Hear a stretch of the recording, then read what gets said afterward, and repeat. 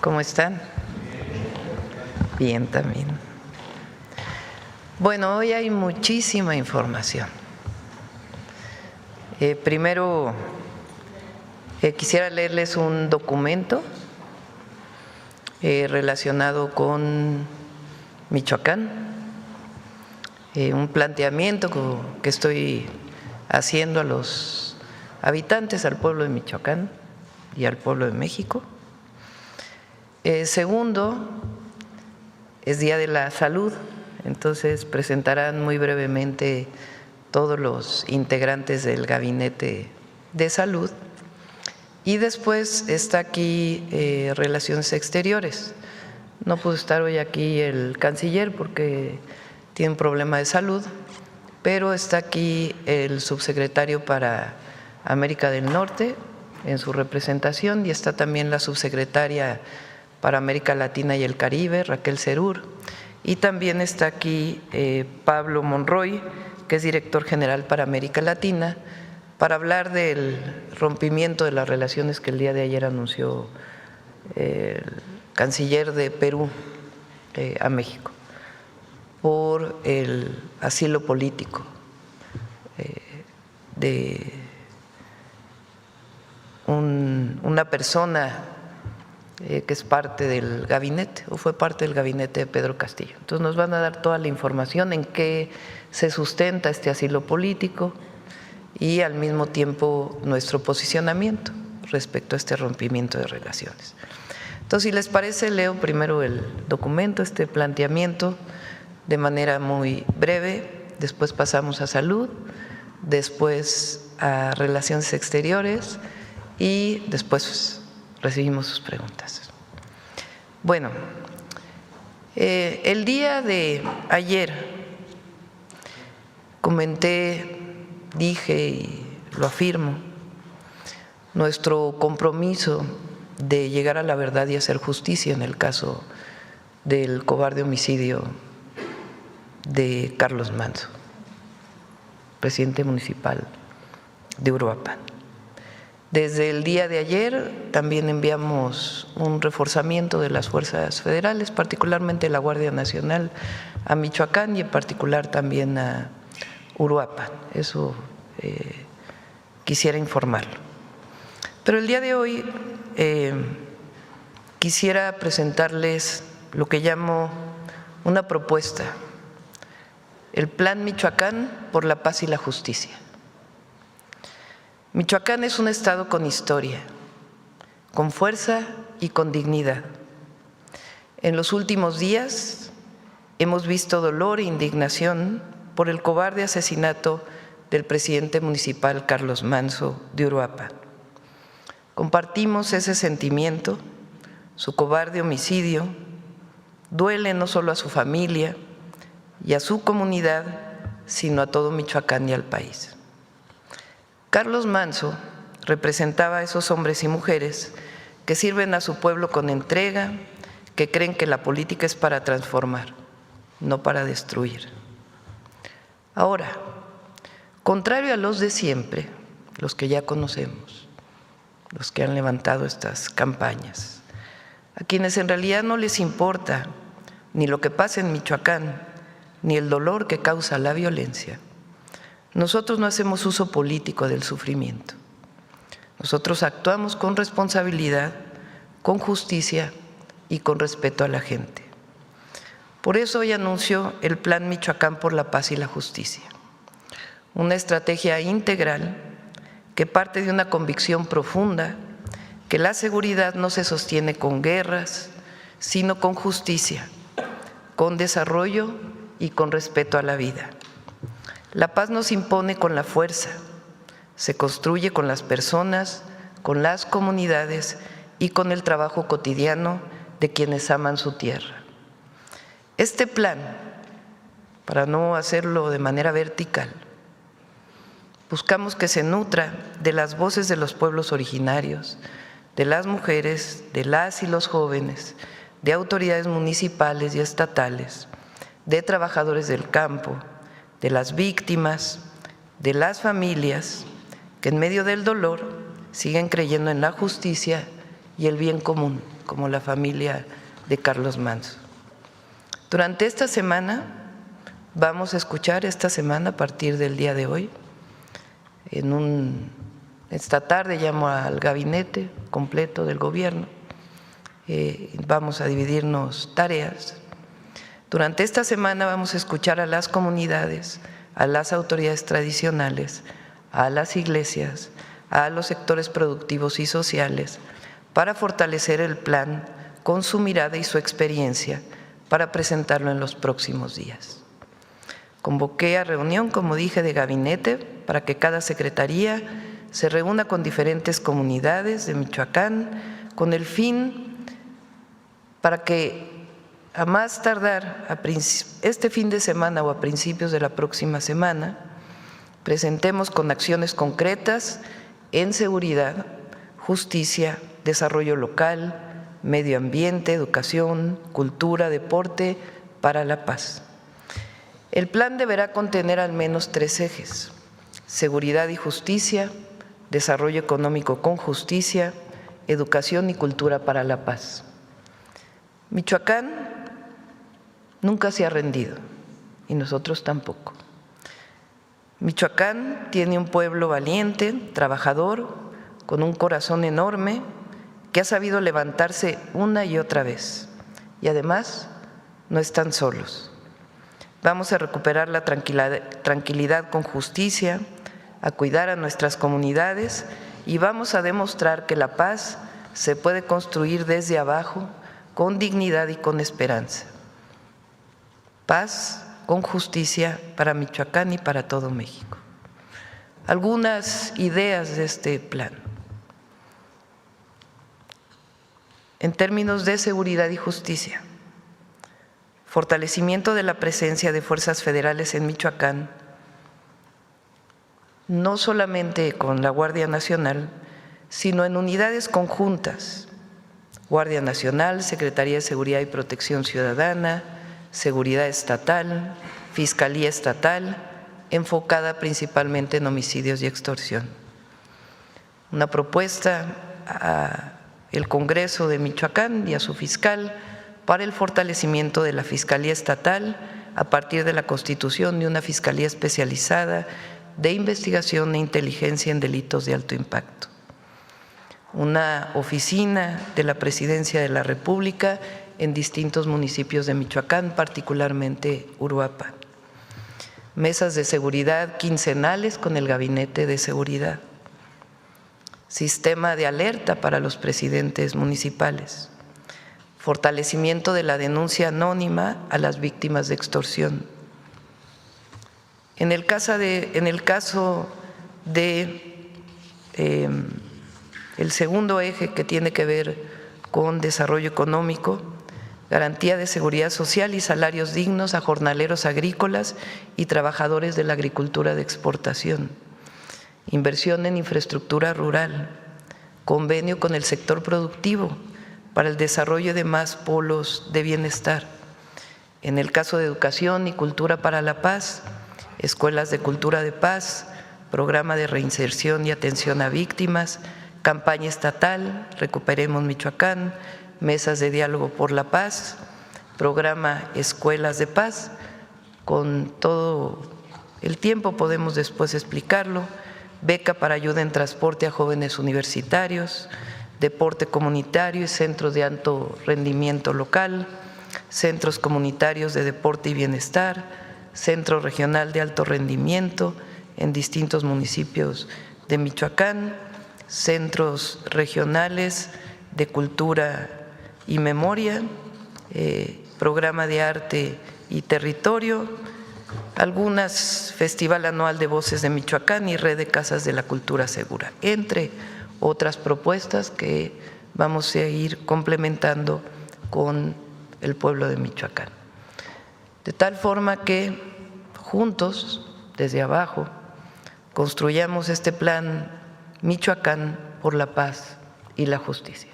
A partir del día de hoy comenzaremos este trabajo y esperamos que con este diálogo abierto a distintos sectores, el fin de semana, y si no a principios de la próxima semana, podamos estar presentando este plan integral para la paz y la justicia en Michoacán, sustentado no en la violencia, sino en la construcción de la paz. Sí, con seguridad, con justicia, como lo dijimos ayer, pero con una serie de acciones que queremos construir con el pueblo de Michoacán. Bueno, pues esta es la propuesta de Plan Michoacán por la Paz y la Justicia y evidentemente pues podemos contestar a sus preguntas. Ahora vamos con salud. Con su permiso, Presidenta, buenos días. Y como ya comentó en representación del canciller de la Fuente, comentarles que como ayer se dio a conocer, la Secretaría de Relaciones Exteriores transmitió al gobierno de Perú que el gobierno de México otorgó asilo a la señora Betsy Chávez. Naturalmente, además, se entregó una nota con una solicitud para que se otorgue el salvoconducto para que se vaya del país. Esto en apego a una larga tradición de asilo diplomático, de asilo político que tiene México, arraigada en nuestra historia y en nuestros principios humanistas, y en apego estricto al derecho internacional. Y quisiera rápidamente abundar un poco en eso. Si vamos a la siguiente lámina. El artículo 4 de la Convención de Caracas sobre el asilo político dice claramente que corresponde al Estado asilante la calificación de la naturaleza del delito o de los motivos de la persecución. Es decir, el Estado que otorga el asilo es el que define si se trata de un caso de una persecución política. Si vamos a la siguiente lámina, por favor. Nuestra Constitución, en su artículo 11, establece claramente también el tema del asilo. Dice que toda persona tiene derecho a buscar y a recibir asilo y que esto se realizará conforme a los tratados internacionales de los que somos parte y que nuestra ley regulará sus procedencias y excepciones, cosa que está regulado en la Ley sobre Refugio, Protección Complementaria y Asilo Político que está vigente en México. En términos de esa ley, se hizo una evaluación por parte de la Secretaría de Relaciones Exteriores y la Secretaría de Gobernación y se decidió otorgar el asilo a la señora Chávez, como ya se mencionó, debido a ella ha mencionado que ha sido víctima de varias violaciones a sus derechos procesales y a una persecución política. Si vamos a la siguiente lámina, y esto también es muy importante, hay una resolución de la Asamblea General de las Naciones Unidas de 1967 que establece que el otorgamiento del asilo político nunca será considerado un acto inamistoso. Entonces, pues por eso rechazamos la decisión que toma el gobierno de Perú de romper relaciones diplomáticas con México, no así relaciones consulares, porque pues nosotros estamos actuando, como ahí bien se dice, de forma pacífica, con un sentido humanitario y en estricto apego al derecho internacional. Si vamos a la última lámina, solamente decirles que nosotros vamos a seguir con la instrucción de la presidenta y del canciller de la Fuente, defendiendo esta tradición humanista, actuando conforme al derecho internacional y que naturalmente, además, esto es una decisión del gobierno de Perú que no compartimos, pero la amistad entre los pueblos de México y Perú continúa. Muchas gracias, presidenta.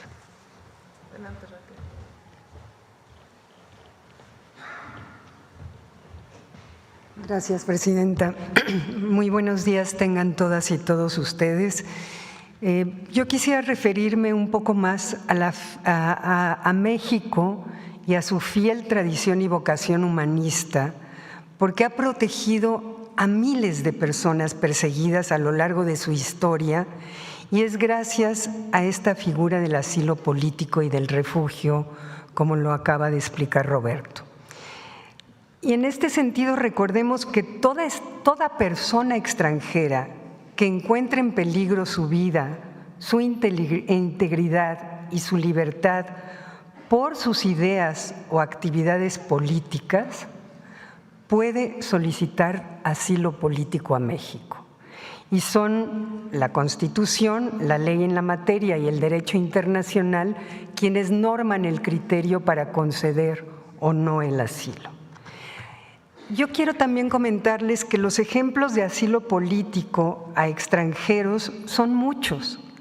Quizá el más recordado sea el del presidente Lázaro Cárdenas, que salvó a cientos de refugiados españoles que huían de la dictadura de Franco y del fascismo.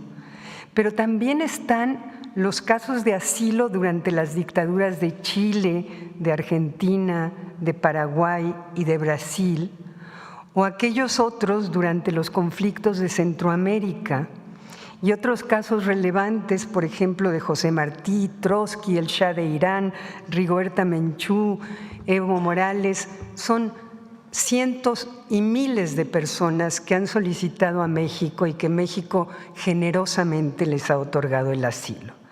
Permítanme nada más citar al presidente Cárdenas cuando el buque Sinaya, que fue enviado por México para traer a los refugiados españoles, arribó a nuestro país en 1939.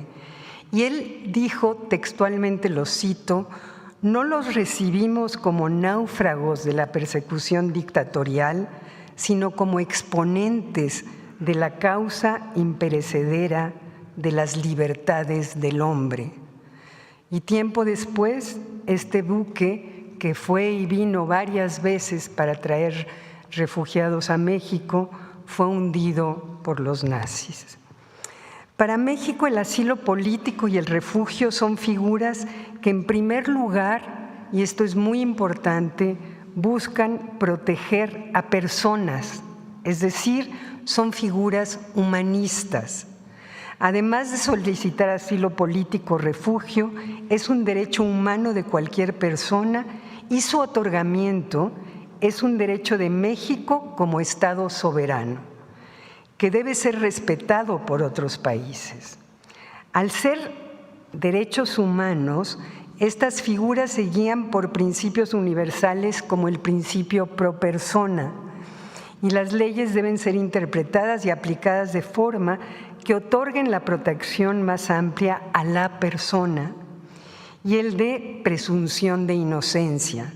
Toda persona es inocente hasta que su culpabilidad sea decidida por una autoridad judicial. Y finalmente, el asilo político es un acto pacífico. No se puede ser considerado como un acto inamistoso por ningún Estado. Todo esto lo reconocen tratados e instrumentos del derecho internacional. Y para finalizar, les quiero decir que muchos cuestionan si es válido asilar a una persona acusada o sentenciada por delitos comunes por la justicia de su país. Y este es un punto delicado y quisiera ser muy enfática.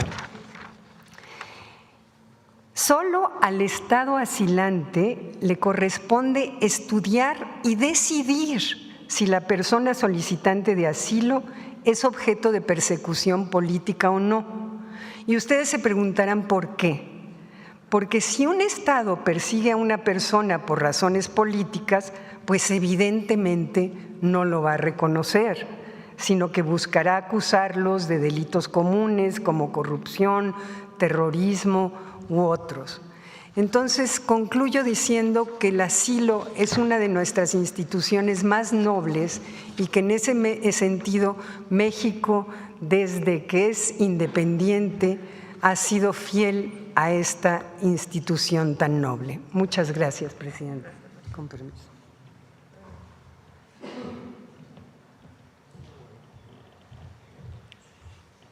Gracias, presidente, con su permiso. Buenos días a todas y a todos. Me corresponde explicar la posición de México sobre los casos de Betsy Chávez y, por supuesto, del presidente Pedro Castillo. Dos casos que están totalmente conectados. Como ya decía la presidenta, Betsy Chávez fue la primera ministra, es decir, la funcionaria de mayor jerarquía en el gabinete del presidente Pedro Castillo en el momento en el que fue destituido. Muy rápidamente, para hacer memoria, como ustedes saben, el presidente Pedro Castillo fue electo democráticamente por el pueblo peruano en 2021. E incluso antes de que asumiera como presidente, ya fuerzas opositoras intentaron impedirle que llegara a la presidencia, lanzaron una campaña acusándolo falsamente de cometer fraude en las elecciones. Varios despachos de abogados fueron incluso contratados en Lima para cancelar o intentar cancelar cientos de miles de votos a favor de Castillo y sobre todo en las zonas pobres del sur andino. La estrategia no funcionó, Pedro Castillo asumió como presidente, pero durante el año y 4 meses que duró su gobierno fue víctima de constantes acosos, de constantes asedios y ataques de esas fuerzas políticas y otros grupos de poder. Solo por citar algunos ejemplos, se intentó destituirlo 3 veces, se le acusó por supuesta corrupción e incluso se llegaron a hacer inspecciones judiciales en el Palacio del Gobierno, algo que nunca había sucedido con ningún presidente en funciones. Se le llegó a acusar de traición a la patria por dar una declaración a un medio de comunicación diciendo que consideraría someter a consulta del pueblo peruano una salida soberana al mar de Bolivia. Solo por eso fue acusado de traición a la patria. El Congreso le destituyó varios de sus ministros y, bueno, constantemente recibía ataques de corte racista y clasista en prensa y otros espacios. Y es así como el 7 de diciembre de 2022 Pedro Castillo anuncia que disolvería el Congreso para que se eligiera a otro, y por ello es que fue detenido cuando todavía gozaba de fuero constitucional.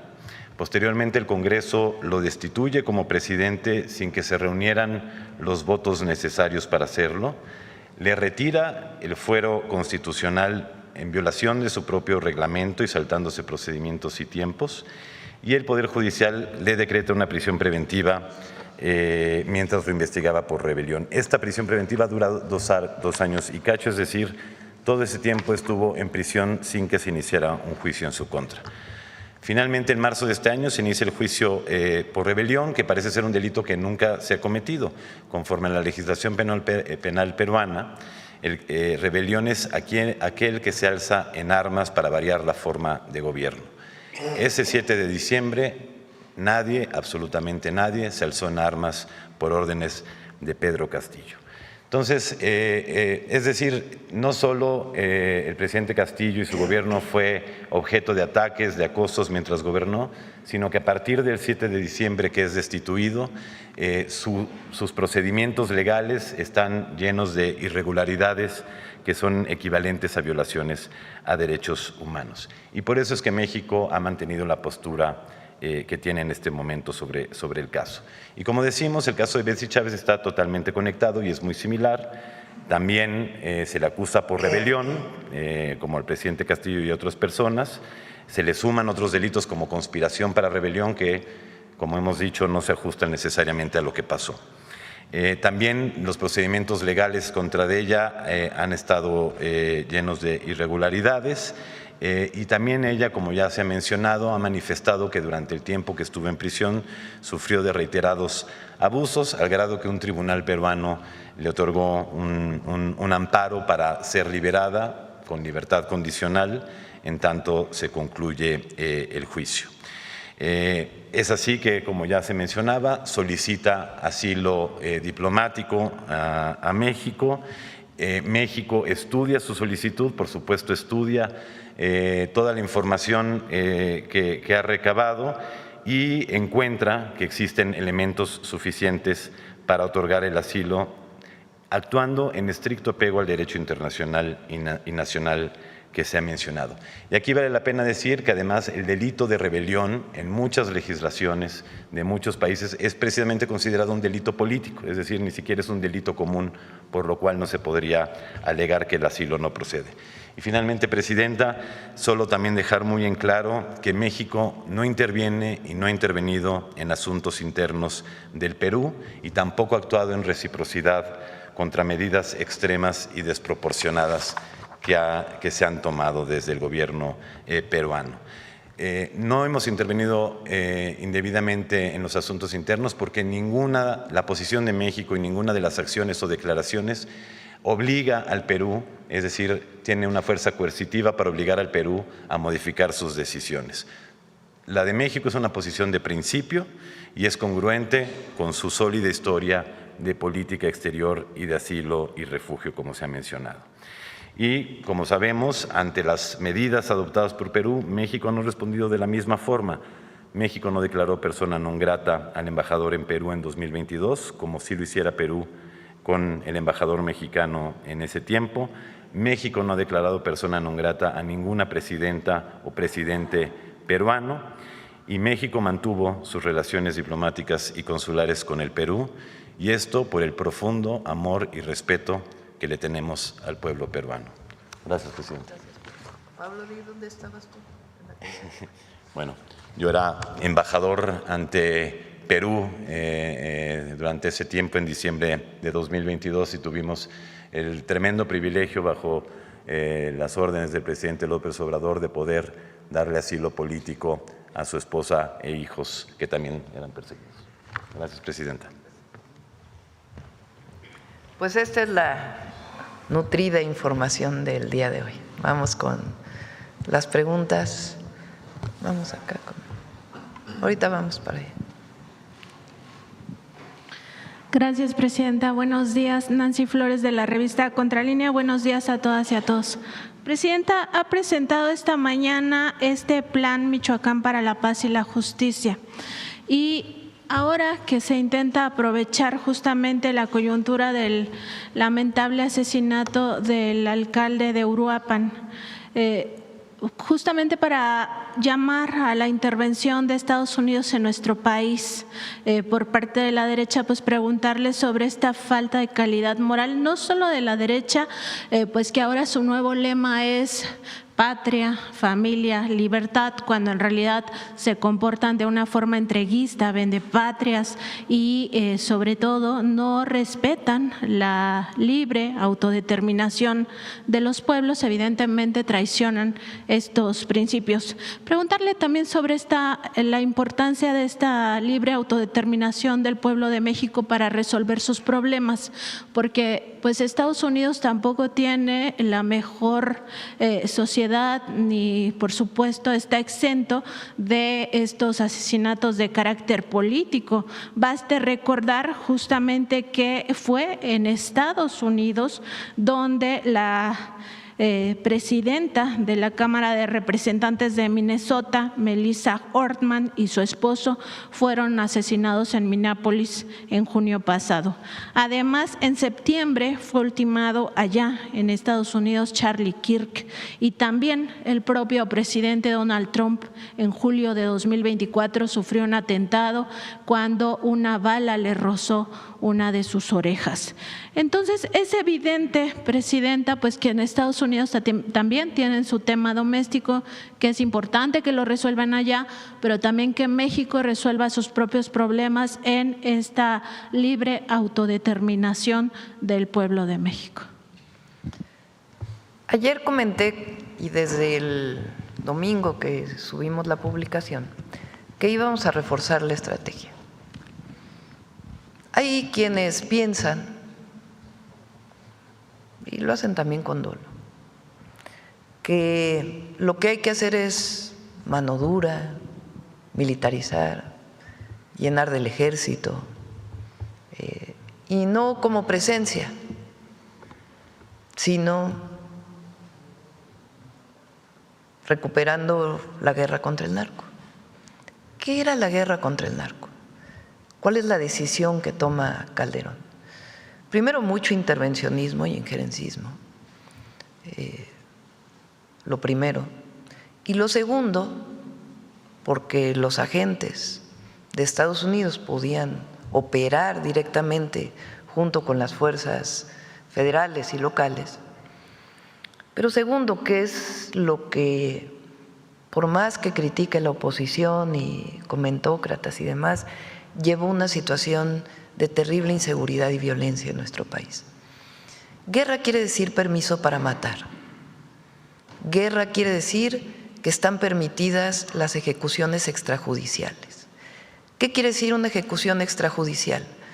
Que un elemento de una fuerza armada de México puede disparar contra una persona con el solo hecho de presumir que es un delincuente. No en defensa propia, sino teniendo la orden de ejecutar. Eso fue la guerra contra el narco. Ejecuciones extrajudiciales, y todavía se atrevían a decir que si había daños colaterales, es decir, personas que fallecían en ese proceso, pues era parte de la guerra y estaba justificado. Nosotros jamás vamos a tener esa estrategia, jamás. Primero porque somos humanistas y nosotros no creemos que la ejecución extrajudicial sea una salida, o que la detención sin una orden de aprehensión o presunción de culpabilidad a partir de un delito en flagrancia, que la detención por el solo hecho de ver cómo se ve una persona tenga justificación. Eso no lleva a nada, porque eso es injusticia y no construye una sociedad humanista. Y nosotros sí somos necios en construir una sociedad humanista y dentro de la ley. Por eso hemos planteado una estrategia de 4 ejes, que es la atención a las causas, el fortalecimiento de la Guardia Nacional y las policías estatales, en el caso de los estados, y municipales, en el caso de los municipios, la inteligencia y la investigación que nos lleve a detenciones de presuntos delincuentes, pero con pruebas, a partir de la inteligencia y investigación, y ahora con la Coordinación Nacional de Inteligencia y Investigación y la coordinación de todas las autoridades. Entonces, el domingo planteé que íbamos a reforzar la estrategia y la reforzamos en esos 4 ejes. Lo primero, la atención a las causas. Y por eso lo que vamos a plantear para todo el país el próximo año lo vamos a desarrollar particularmente en Michoacán, que tiene que ver con más preparatorias, más universidades, centros deportivos, espacios culturales que permitan a los jóvenes tener alternativas. Planteo aquí también becas para jóvenes universitarios, porque tenemos a preparatoria y los universitarios son pocos, una beca especial para transporte para jóvenes universitarios, iniciando, me comprometí en Chiapas, pero también en Michoacán. Entonces, atención a las causas en una dimensión muy amplia e integral. Atención a las causas también quiere decir atender un modelo de desarrollo que ha tenido Michoacán, que ha generado muchos problemas. Michoacán tiene cerca de 3.500 millones de dólares de exportación del aguacate y sin embargo hay mucha población en pobreza. ¿Por qué se da esta circunstancia? ¿Cuál es el modelo de producción del aguacate? ¿Por qué muchos jornaleros agrícolas todavía no tienen acceso a toda su seguridad social? ¿Por qué el mecanismo de producción del aguacate ha sido víctima de procesos de extorsión? También el limón y otros productos. Entonces hay que entrar a revisar todo el proceso de producción y garantizar que los trabajadores tengan derechos, tengan una vida digna, tengan su salario mínimo y que el proceso del aguacate no sea sujeto, o de producción y exportación del aguacate, de estos procesos de extorsión. Eso también es atención a las causas. Lo segundo, el fortalecimiento de la Guardia, por eso digo más presencia de la Guardia, pero en un esquema que también incorpore a las Fiscalías General de la República y estatal, y al mismo tiempo la fortaleza de mayor inteligencia y investigación para las detenciones, con distintos esquemas. Y al final la coordinación con el gobierno estatal, con los gobiernos municipales y también con las comunidades indígenas. El día de ayer me dediqué a hablar con muchas personas en Michoacán. Lo hice el domingo, pero ayer hablé con muchas personas, diputados locales, diputados federales, presidentes municipales, empresarios de allá. Y hay una parte en donde ellos creen que tiene que haber mucho más presencia del gobierno federal en coordinación con el estatal. Y por eso hacemos este planteamiento. El reforzamiento de la estrategia de seguridad, pero en un esquema integral. No es llenar solamente de soldados, de Guardia Nacional, el Estado, y menos, aunque con presencia es importante, menos con permiso para matar. Eso no. La guerra contra el narco, no. Eso no puede regresar a nuestro país. Y por eso es este planteamiento del Plan Michoacán por la paz y la justicia. Ahora, podría definirlo yo desde mi escritorio y decir, estos son, hablando con algunas personas y sentándome a escribirlo. No queremos hacerlo así. Queremos hacerlo con el pueblo de Michoacán, con los distintos sectores que son parte de la vida de Michoacán. Por supuesto, el gobierno estatal, municipales, pero muchos sectores desde las comunidades indígenas hasta los sectores productivos, las iglesias, todos, que muy pronto construyamos una serie de acciones indispensables para tener lo que llamamos el fortalecimiento de la estrategia en Michoacán. Lo otro no lleva a nada, ya lo probó México, del 2006 al 2012, del 2012 al 2018. Entonces, por eso es el planteamiento que estamos haciendo. Ahora, ¿qué otra cosa plantean? Porque lo han ido a decir a Estados Unidos muchos de los miembros del PRIAN y de otros partidos. Que venga a Estados Unidos a resolvernos la situación. Pues eso no resuelve nada, tampoco. Primero, sería violatorio de nuestra soberanía y nuestra independencia. Y segundo, podemos colaborar, podemos coordinarnos, pero no se trata de que venga a Estados Unidos a decir o a intervenir o a tener a sus agentes, porque tampoco funcionó. Y no se trata de venir a utilizar técnicas de guerra en México, es otra cosa. Y poco a poco vamos a ir construyendo la paz. Ya el próximo martes vamos a presentar los resultados del mes de septiembre. Ahora Michoacán, por las llamadas que hice, por lo que hemos visto, más allá de las provocaciones, porque también hay mucha provocación, hay un sentimiento de indignación por la muerte de Carlos Manzo y también de algunos empresarios y de otras figuras de la vida de Michoacán. Y también hay que escuchar, ser sensibles a esta situación y por eso este planteamiento de que conjuntamente construyamos este plan Michoacán por la paz y la justicia. Y Presidenta, justo en este periodo de Calderón y Peña Nieto, pues el injerencismo de Estados Unidos fue muy fuerte.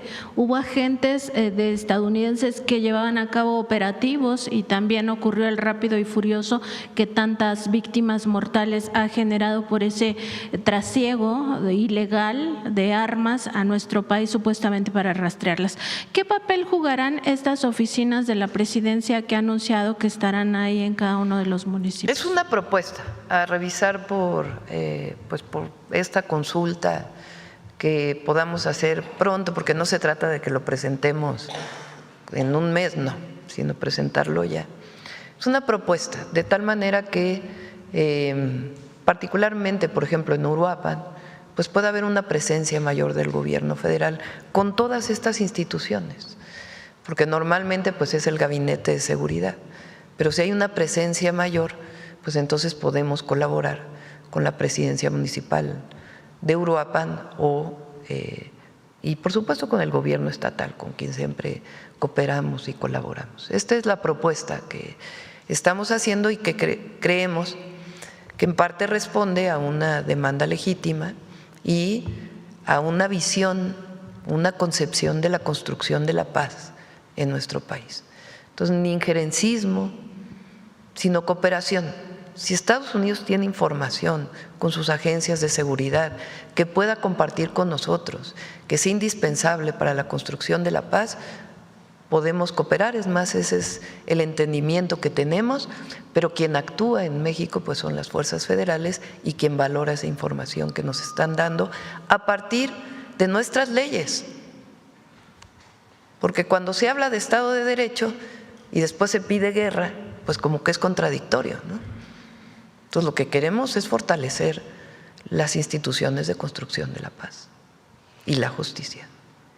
Gracias, Presidenta. En otro tema, en Puebla, la Fundación Jenkins constituyó un fideicomiso para la beneficencia pública de ese estado con un patrimonio que llegó a amasar de alrededor de 14,000 millones de pesos, tanto en bienes como en dinero. En este caso, se sabe, ya se ha documentado que este recurso fue trasladado a otros fideicomisos e incluso a cuentas en paraísos fiscales como Barbados y Panamá. Sabemos que el gobernador de Puebla, Armenta, pues ya ordenó a su consejero jurídico analizar la posibilidad de presentar denuncias para recuperar estos recursos y destinarlos a personas pues que estén en situación vulnerable y que lo necesiten. Más allá de eso, Presidenta, me gustaría preguntarle si pudieran la Unidad de Inteligencia Financiera y el Servicio de Administración Tributaria informar o explicar si hay algunos indicios de fraude fiscal relacionados con este tema de la Fundación Jenkins, sobre todo porque hay al parecer una falta de pago de impuestos. Además, si habría un desvío de recursos, toda vez que el fideicomiso pues tenía reglas de operación y sobre todo tenía objetivos, que era la beneficencia pública, y también si hubiera indicios de posible lavado de dinero, sobre todo porque se trianguló este recurso a paraísos fiscales. Sí, por supuesto. Pedimos a la UIF que lo revise. Gracias, Presidenta. Y también aprovechando que está el Gabinete de Salud, me gustaría preguntarle, porque hace algunas semanas el director del Instituto Mexicano del Seguro Social, Zoe Robledo, habló de que ya se trabaja en el sector público para tener lo de las centrales de mezclas, que no sea la iniciativa privada la que controle pues esta parte. Preguntarle cómo va este proceso de que ya tengamos nuestras propias centrales de mezcla como Estado-Nación, y también cómo se está manejando o cómo se está observando el manejo de mermas de estos insumos que se utilizan en las centrales de mezcla, sobre todo qué pasa en el caso de los viales para estas quimioterapias. Sabemos que algunos de estos viales alcanzan para más de una quimioterapia. Si se le está dando seguimiento, ¿quién se queda con esos sobrantes? Adelante. Muchas gracias, Presidenta. Sí, efectivamente, uno de los temas en donde nosotros creemos que las instituciones de atención médica deben de tener completa autonomía y soberanía, para decirlo de alguna manera, es en la preparación de los citotóxicos, de las mezclas para quimioterapias, pero también para otros medicamentos, alimentación parenteral y el tema de antibióticos. Por eso nos dimos a la tarea de empezar a hacer estas centrales de mezclas, que son unidades que tienen todas las medidas de seguridad, porque tiene que haber una completa inocuidad, o sea, tiene que estar completamente libre, el personal muy bien capacitado. Por una razón, era uno de los servicios médicos integrales en donde una sola empresa tenía todo el monopolio, desde la elaboración de los propios oncológicos, pero también el proceso de mezclas. Entonces, nos dimos a esta tarea y van a ser 20 centrales de mezclas en diferentes partes del país para poder, a su vez, llevarlas hacia los hospitales. Vamos muy bien, nuestro contrato concluye en diciembre y queremos empezar el año ya sin la necesidad de volver a contratar las mezclas, porque justamente lo que pasaba era eso, uno contrataba las mezclas y entonces esto incluía tanto el medicamento como el proceso de elaboración del bolo para las quimioterapias, pero no se decía exactamente qué estaba pasando con cada vial.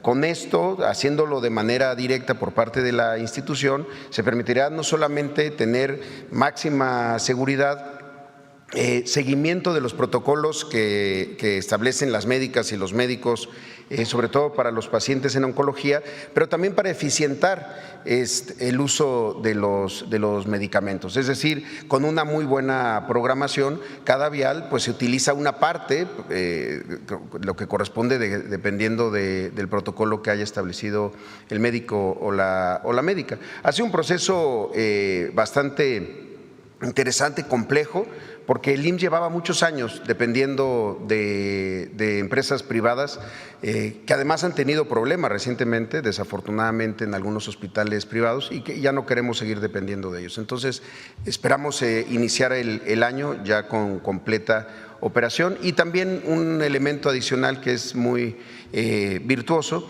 es que en algunos lugares, platicando con el IMSS Bienestar o con el ISSSTE, que tienen todavía estos contratos, podemos generar también el servicio para otras instituciones públicas hermanas. Gracias. Y Presidenta, también en el tema de salud, preguntar cómo va este proceso de integración de los sistemas de salud al IMSS Bienestar, sobre todo porque sabemos que hay algunos casos donde no está completo, que todavía hay como una, pues como un control mixto, tanto del Estado en algunos hospitales como del propio IMSS Bienestar, saber cuántos de estos estados pues aún se encuentran en esta situación de operación mixta y si tienen algún estimado de cuándo ya será que el IMSS Bienestar va a hacerse cargo de todos los hospitales. Bueno, son 23 estados que tienen IMSS Bienestar y este año, al momento de la inauguración del Hospital Lorán de Mérida, se incorporará a Yucatán. ¿Puedes explicar tal vez, Alejandro, cómo es que operamos? Realmente es una operación ya del IMSS Bienestar. Todavía hay médicos y enfermeras que son pagados a nivel estatal y eso ya va a tener, tiene su cambio el próximo año a partir de una modificación del presupuesto de egresos. Pero en la operación es el IMSS Bienestar. ¿Quieres platicar los regionales y todo? Sí, como señala nuestra presidenta, desde el 2022, en agosto de 2022, se firmaron los acuerdos que da inicio a esta nueva institución. Durante el 2023 se empezaron a unir los estados. A partir de febrero del 2024 somos 23 estados dentro del sistema del IMSS Bienestar, una estructura que busca superar la fragmentación que vivíamos en nuestro país en materia sanitaria. Como señala la presidenta, el éxito del modelo del IMSS Bienestar es la presencia territorial. Nosotros somos 23 coordinaciones estatales, 212 equipos regionales, todos operativos y todo con una responsabilidad nominal sobre la población a cargo y una identificación de los hospitales y los centros de salud que tienen como responsabilidad cada equipo regional. Cada equipo regional tiene una meta de productividad. Este año estamos trabajando para poder tener 50 millones de consultas en los 23 estados, 5 millones de consultas de especialidad y 1 millón de cirugías.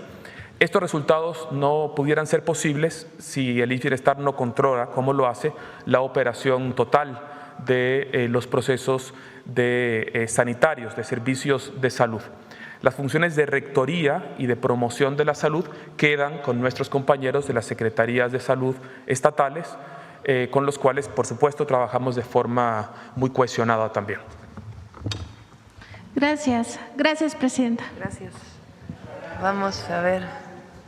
¿Qué más por acá? Vamos a ver qué más. No sé a quién. A ver, la compañera. No, tú ya habías participado, ¿no? A ver, la compañera de atrás. Sí.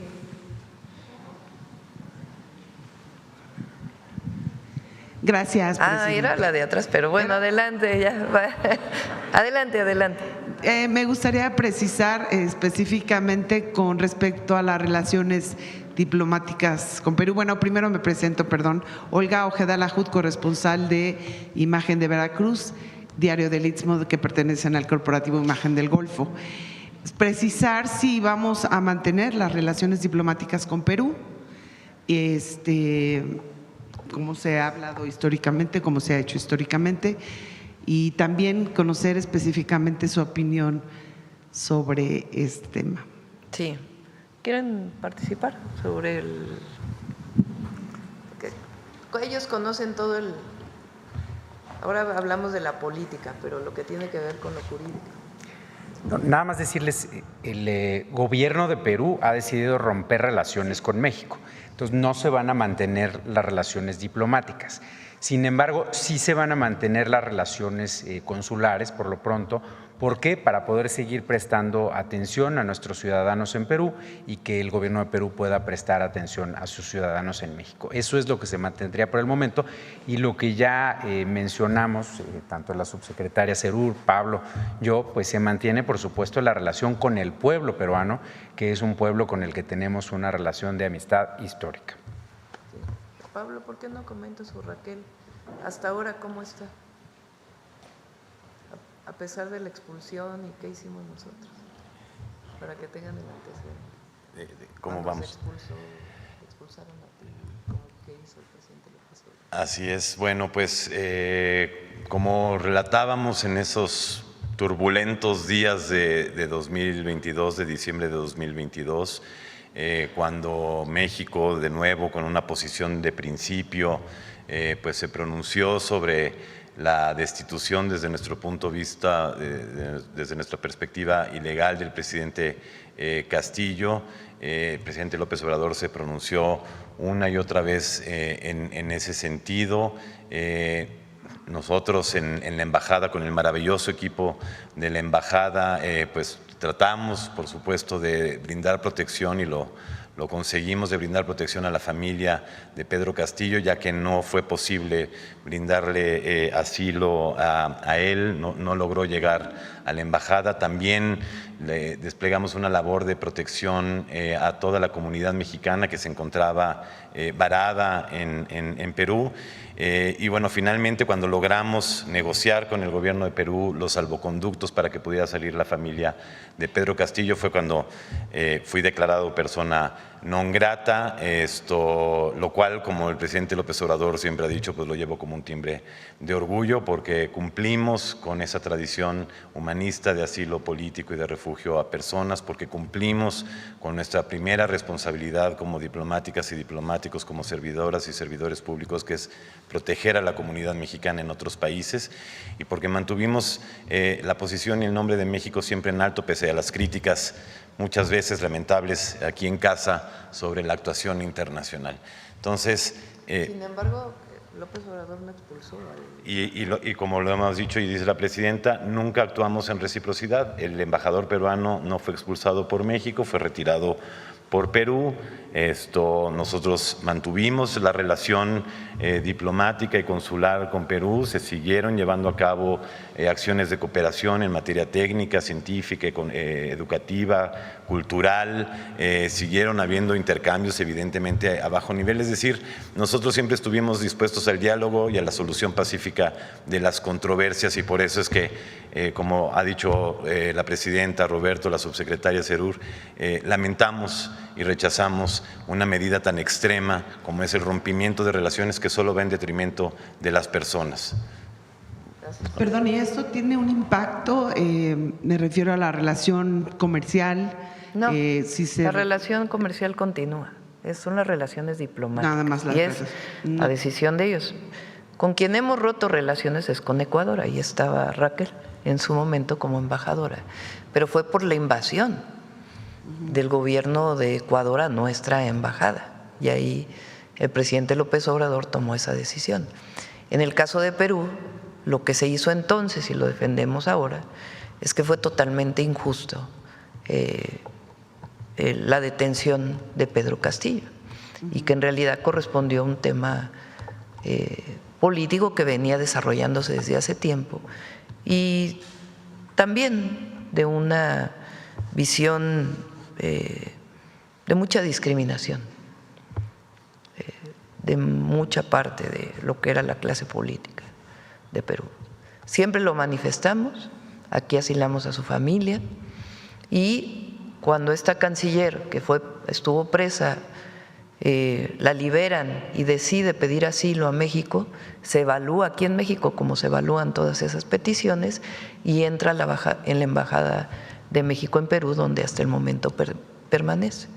Ahí es donde, debido a esto, el actual presidente de Perú, a través de su canciller, toma la decisión de romper relaciones diplomáticas con México, que desde nuestra perspectiva está fuera de toda proporción, pero es una decisión que ellos toman.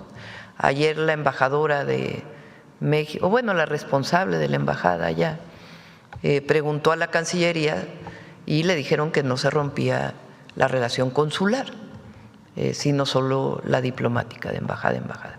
Vamos a esperar de todas maneras a recibir la notificación porque solamente la conocemos por las declaraciones. Y yéndome ahora al tema de Michoacán, Presidenta, usted ha comentado que ayer estuvo platicando con muchos miembros de la comunidad de Michoacán. ¿Cuál es la mayor demanda que usted percibe y que pudiera estar o ser prioridad dentro de este plan Michoacán que acaba de anunciar? Por supuesto hay mucha indignación por el asesinato, porque no tiene otro nombre, la ejecución de Carlos Manzo.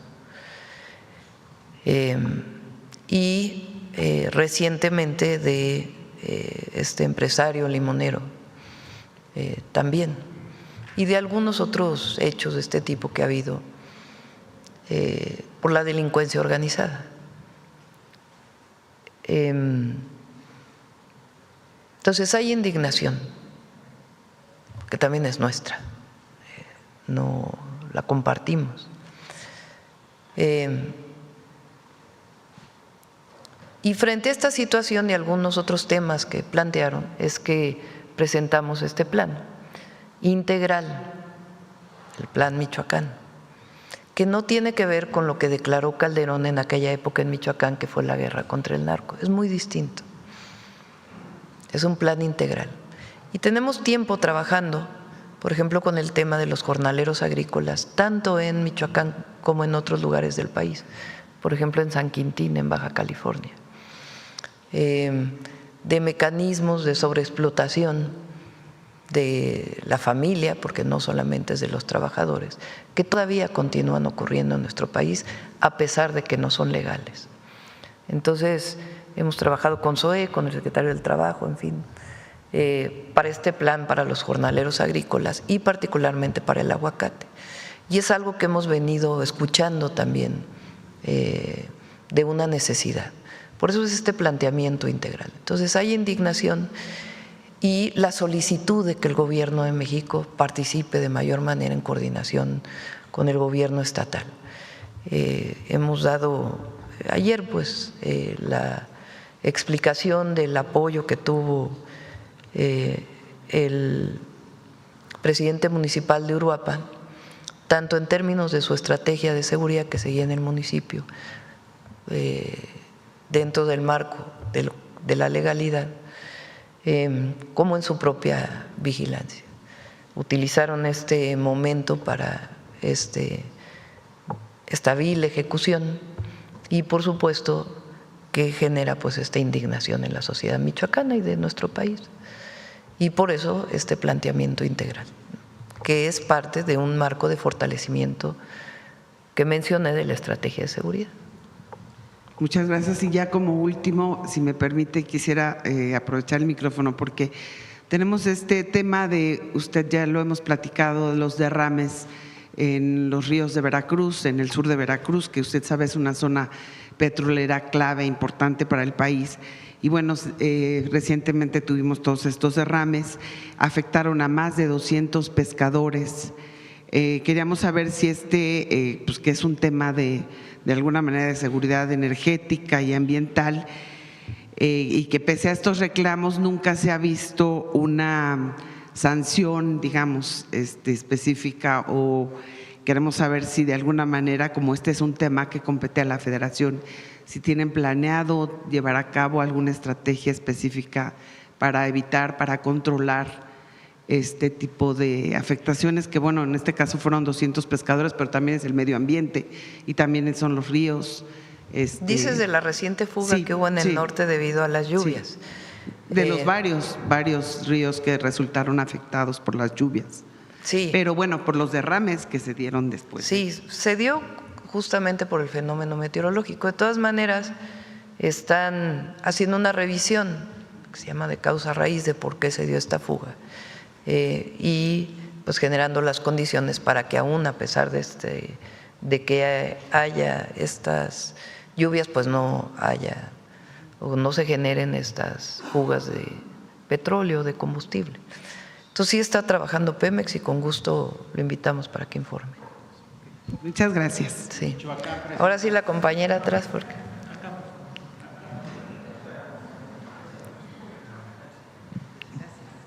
Gracias, presidenta. Le agradezco muchísimo. Nancy Rodríguez, de Oro Sólido y Empuje Migrante. Buenos días a todos. Presidenta, le tengo un asunto que implica a varias instituciones y si me hace favor, presidenta, me interesa mucho escuchar sus reflexiones y sobre todo pues las posibles soluciones. Son temas muy sensibles.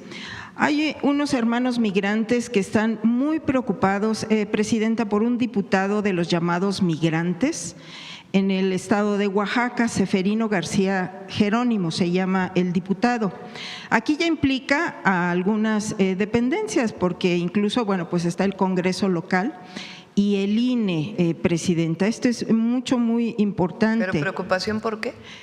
Porque fíjese que este diputado fue denunciado en Estados Unidos por violencia intrafamiliar y su esposa vino hasta acá, hasta Oaxaca, acompañada de algunos otros, a traer las denuncias de Estados Unidos, donde tiene restricciones para no ver a sus hijos y tiene demandas.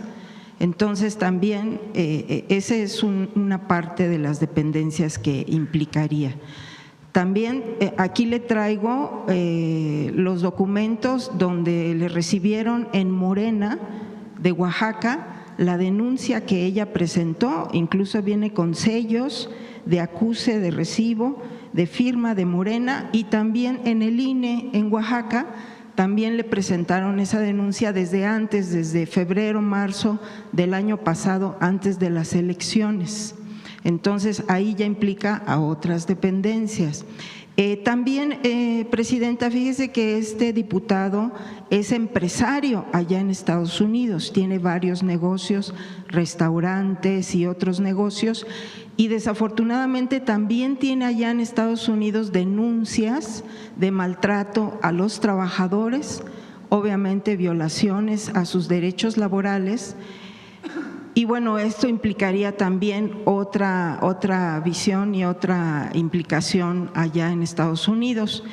Y pues lamentablemente también ha embarazado a algunas trabajadoras, presidenta, y también han presentado denuncias allá en Estados Unidos.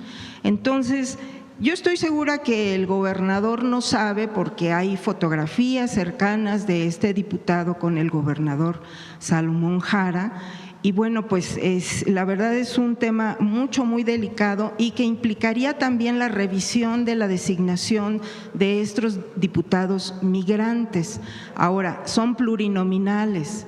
También ahí implica, pues ahora con su reforma electoral, presidenta, pues revisar estas figuras para designar a los… Le pedimos a la secretaria de Gobernación, a Rosa Isela, que revise el caso, si te parece. Sí. Ok, presidenta. Y también le traigo las denuncias en Estados Unidos. Aquí están las… Le pedimos a Rosa Isela que lo revise. De la Corte.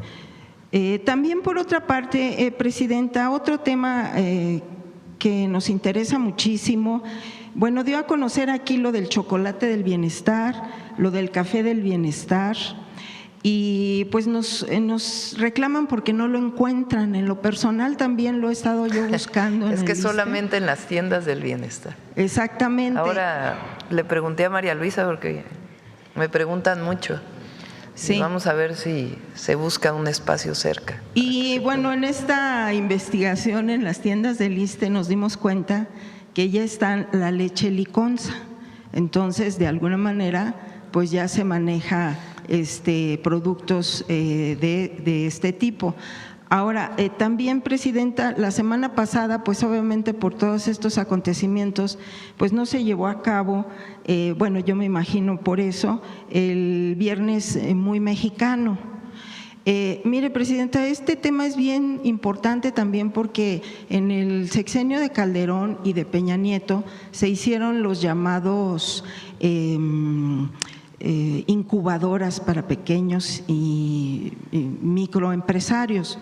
Entonces, hemos estado dándole seguimiento a la licenciada, a la maestra María Luisa Albores, que ha estado visitando ahora con la tragedia en Puebla, en Veracruz, a estos pequeños productores. Estuvimos en una entrevista con el gobernador de Puebla y nos habló de estas cooperativas que están impulsando precisamente su gobierno. Cuando estuvo Calderón y Peña Nieto en estas incubadoras, pues obviamente el dinero se destinaba pues a sus amigos, a sus cuates, y tenemos la experiencia personal que ya se tenían algunas incubadoras para unos productores y no les dieron los recursos, se tuvieron que ir sin recursos, sino de forma personal, porque pues ya se tenía el compromiso con estos campesinos. Entonces, nos decía el gobernador que ya se están impulsando estos pequeños productores y que podría ser el semillero para crear estos apoyos como tipo las incubadoras para pequeños y medianos empresarios. Ahora, otra cosa también muy importante, Presidenta, es que ahí en Puebla están haciendo el valor agregado a los productos, los están manufacturando ahí, entonces esto también genera pues fuentes de empleo para los diseñadores de los empaques, cosa que le critican mucho a México porque no tienen empaques atractivos en las ferias internacionales. Entonces, sí me gustaría si usted podría darle más seguimiento a esto y que pudiera darnos información, porque como es su filosofía de la cuarta transformación, de abajo para arriba, y yo creo que se pueden detonar estos pequeños y medianos empresarios a nivel local. Sí, le damos seguimiento. Ya lo presentamos. ¿Sí? Sí, para no. Gracias, presidente. Vamos. A ver quién de salud. A ver, de salud. Gracias, presidenta. Graciela Bravata, de Ahora Noticias. Mi pregunta sería para el secretario de Salud, si me lo permite, que nos pudiera explicar más, ahora sí que precisar más los detalles sobre la vacuna de papiloma, porque mucha gente desconoce. Si bien es cierto que es un trabajo que han llevado a cabo en las comunidades, todavía hay un desconocimiento y peor aún, un detalle, no me pida de dónde, pero las están vendiendo esas vacunas hasta en 800 pesos. Entonces sí me gustaría, si me lo permite, Presidenta, que si nos pudiera precisar más el detalle, cuándo se deben de aplicar, quiénes se las debe de aplicar, porque hay mucha ignorancia todavía para los que no sabemos bien a detalle esto de, muchos se espantan, ¿no?, de por qué esta vacuna cuando es necesaria. Sí, primero comentar que es una vacuna completamente segura, no produce ninguna reacción. Segundo, está enfocada fundamentalmente a las niñas que están en quinto año de primaria, precisamente tratando de que la reciban antes de que vayan a tener exposición a relaciones sexuales. Ese punto es muy significativo. Igual los niños, o sea, para los dos. Entonces es la edad precisa para la vacuna, no tiene ningún riesgo el aplicársela. Esta estrategia incluso va también para el sector privado, o sea, a la vez que adoptamos la estrategia de eliminar el carcinoma cervicuterino de acuerdo con la Organización Mundial de la Salud, este reglamento o esta directriz aplica tanto al sector público como al sector privado. En el sector público la vacuna no tiene ningún costo, no debería de tener ningún costo. Si alguien en privado lo quiere aplicar y lo quiere hacer, pues tendrá la libertad de hacerlo. Pero en el sector público es completamente sin costo. Y estamos también haciendo la vacunación incluso extramuros, o sea, no tienen que ir necesariamente a un centro hospitalario para vacunarse, sino que estamos haciendo la vacunación extramuros en sitios específicos donde pueden acudir a recibir la vacuna. ¿Hasta qué edad es permitible esta vacuna? La edad, como usted vio, estamos también recuperando a aquellas niñas y niños que no se vacunaron con esta estrategia antes. Entonces, hasta los 19 años seguimos vacunando a las personas. Y en cómo esta educación en las escuelas, ¿hay algún programa para motivarlos? Porque muchas veces es el temor, sobre todo en las mujeres, en las niñas, que tienen miedo tanto a la exploración como este tipo de temas. ¿Hay algún programa educativo en las escuelas, válgame? Sí, hay programa educativo, pero además, usted tocó un punto muy importante, no requiere exploración, o sea, no quiere decir que a la niña se le va a explorar o al niño se le va a explorar, es la aplicación únicamente de la vacuna. Muchas gracias, secretario. Si me permite, Presidenta, en otro tema, en este programa, este plan que acaba de presentarnos el día de hoy, dice que está dentro de los 4 ejes de seguridad, o sea, es un programa que ya lo tenía contemplado. Es un fortalecimiento de la estrategia de seguridad y evidentemente al construirlo con el pueblo de Michoacán, sectores de la sociedad michoacana, pues evidentemente se fortalece, pero no tiene que ver con otras cosas que se aplicaron en la época de Calderón y Peña, es otra cosa, es una estrategia integral de construcción de la paz. ¿Y los recursos para este plan? Los recursos están y en todo caso se reorientaría una parte. Por ejemplo, siempre he pensado yo que la educación es parte fundamental de la construcción de la paz. Si un joven que tiene la edad de estar en la preparatoria no tiene acceso a la preparatoria porque le queda muy lejos, pues entonces está en la calle y está sujeto en su casa y en la calle y está sujeto a acercarse a un grupo delictivo. Si construimos más preparatorias, pues evidentemente están en la escuela. Y ahí, si en esas preparatorias hay una visión humanista, además de vinculación con el arte, con el deporte, pues hay una visión distinta.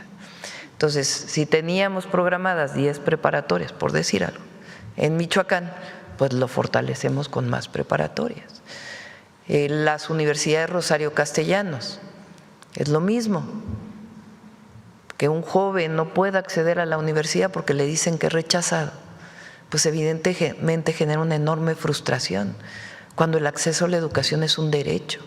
Entonces, si construimos más universidades Rosario Castellanos, mientras más cerca estén de la gente, mejor. Tenemos un plan de justicia para el pueblo purépecha que se ha venido trabajando desde hace ya varios meses. Entonces, el fortalecimiento de las medidas que se han decidido a partir de la consulta con las comunidades para el fortalecimiento del plan de justicia, pues se le dan recursos para que lo podamos hacer todavía en menos tiempo. Entonces se trata de reorientar una parte de los recursos que tenemos y también de escuchar a la ciudadanía para conocer si hay algunas otras acciones dentro de este marco que pudieran desarrollarse. Claro que sí, o sea, es un programa que se está dando, no es de ahorita por esto que acaba de suceder, digo porque todo lo que es los bots que han manejado en las redes sociales, es decir, es a lo mejor algo que se está haciendo, como dicen, de boca pronto, sino es algo que ya el domingo dije, vamos a fortalecer la estrategia en Michoacán. Okay. Y claro que el asesinato del presidente municipal de Uruapan pues nos alerta y dice que tenemos que hacer también más en Michoacán. Además de lo que tiene que ver con las propias medidas de seguridad y fortalecimiento de la Procuración de Justicia y de investigación e inteligencia para la detención de miembros de la delincuencia organizada. Pero tiene que haber pues parte de esta integralidad para Michoacán. Muchas gracias, presidente. Gracias. Vamos a ver al compañero. Hola, buenos días, presidenta. José Leveña, de Publimetro. Coincidiendo con el tema de Perú, con la ruptura de relaciones, ayer la OCDE presentó un estudio de perspectivas de migración y sitúa a México como el 6.º país del mundo en aceptación de asilo político. Según esto, 148.700 solicitudes de asilo se presentaron el año pasado con un aumento en los últimos 6 años del 92%. Me gustaría saber en cuánto tiempo se resolvió esta solicitud de asilo, concretamente de la ministra, y qué porcentaje en lo general se aceptan de estas solicitudes de asilo en México. ¿Quieren contestar?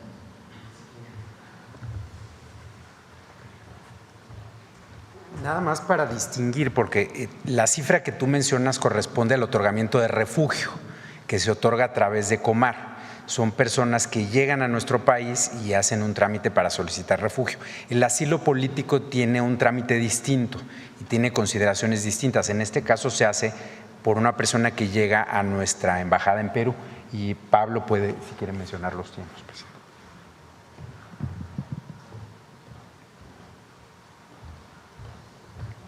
Permiso, Presidenta.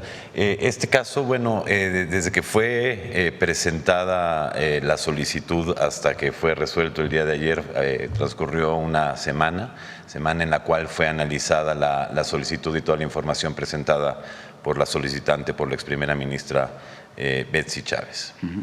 Gracias. Ayer Héctor Vasconcelos habló en la ONU y pidió que había que hacer una reforma de fondo en la ONU porque si no se iba a convertir en un organismo irrelevante. ¿Cuál sería el modelo que México propone? Bueno, ya es cuestión de otra mañanera. Lo cierto es que Naciones Unidas ha perdido en los últimos años, desde nuestro punto de vista, su fortaleza en términos de sus organismos multilaterales y como un espacio que permita el vínculo entre las diferentes naciones y pueblos y la resolución de conflictos también. Entonces hay varias propuestas, incluso el canciller hizo algunas propuestas que tienen que ver con ¿cómo le llaman? El Comité de Seguridad, Consejo de Consejo de Seguridad, con una visión distinta del Consejo de Seguridad.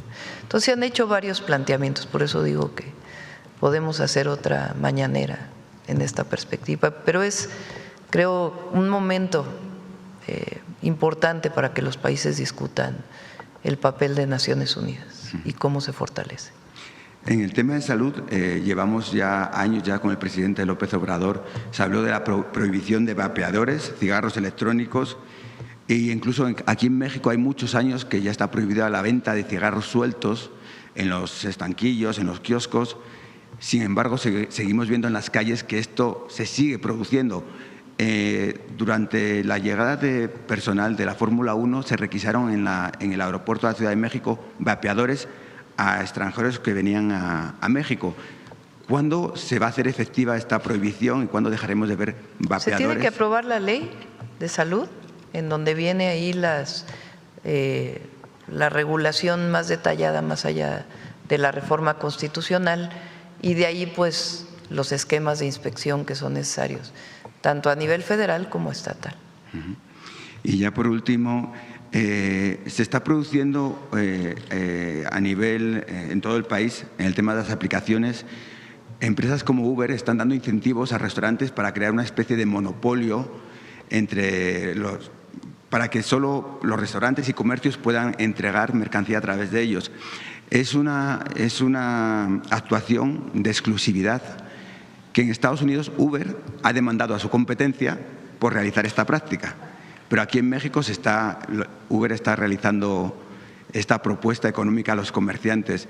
¿Cuál sería el papel de la Profeco y de competencia para evitar este monopolio en el tema de… Tiene que presentarse una queja formal ante la Comisión Nacional Antimonopolio, que ahora se llama, antes COFECE, para que se haga el análisis y en todo caso ellos determinen el resultado y las sanciones, si es que hay sanciones. Sí, porque parece paradójico que en Estados Unidos la empresa denuncie por esta práctica y aquí la quieran aplicar. Puede ser en efecto Profeco y también la Comisión Antimonopolio a partir de una queja. Ya por último, si nos puede adelantar algo de la agenda que tiene con el presidente de Francia para el próximo viernes. Hoy justamente me voy a reunir con Roberto para poder explicarles toda la agenda. Es una agenda breve, ¿no? Muchas gracias. Sí. Vamos, ¿quién más? A ver, la compañera. Yo creo que ya cerramos. Gracias, presidenta. Muy buenos días, Rocío Jardines de Teleurban y W Radio. Preguntarle, presidenta, se ha dado a conocer por la cadena NBC que el presidente de Estados Unidos, Donald Trump, pues está buscando ensayar este plan para enviar tropas a nuestro país y oficiales de inteligencia en este marco de su lucha contra los grupos criminales, los grupos del narcotráfico. Saber si su gobierno ha sido informado acerca de esto o si ustedes van a buscar un diálogo. No va a ocurrir. Tenemos un entendimiento en seguridad que trabajamos durante muchos meses con el gobierno de Estados Unidos y que lo acordamos cuando estuvo el secretario de Estado. Y vamos a seguir trabajando en ese marco de entendimiento que tiene principios muy claros y están al principio de este documento de entendimiento, que respeto a nuestra soberanía, a nuestra territorialidad y colaboración y coordinación sin subordinación de ninguno de los estados. Entonces eso no va a ocurrir, no tenemos ningún informe de que vaya a ocurrir eso. Además, no estamos de acuerdo y se lo hemos planteado al presidente Trump. Si sale en alguna llamada, pues de que esa no es nuestra política y que no estamos de acuerdo. Si sale en alguna llamada o usted en la próxima llamada que tendrá, que prevé con el presidente, ¿se lo va a plantear? Él en las llamadas telefónicas me ha dicho, no requieren ayuda, nosotros estamos dispuestos a enviar tropas y otros mecanismos para ayudarles en su lucha contra la delincuencia organizada. Y siempre le he dicho, muchas gracias, presidente Trump, pero no. México es un país libre, independiente y soberano. Y podemos coordinarnos de muchas maneras. Él siempre, ¿cómo podemos coordinarnos? Bueno, se puede compartir información, se puede hacer como hasta ahora ha habido capacitaciones de ambos lados de la frontera. Ahora, y además eso es muy importante, recientemente hubo otra incautación de armas. Siempre hemos dicho, a México, a ustedes les interesa que de México a Estados Unidos no pase droga ilegal, pero a nosotros nos interesa que no pasen armas de Estados Unidos a México. Y eso quedó como parte del entendimiento. Entonces ha quedado claro eso, que nosotros no estamos de acuerdo con ningún proceso de injerencismo ni intervencionismo y que colaboramos y nos coordinamos y somos un Estado soberano. Muy bien.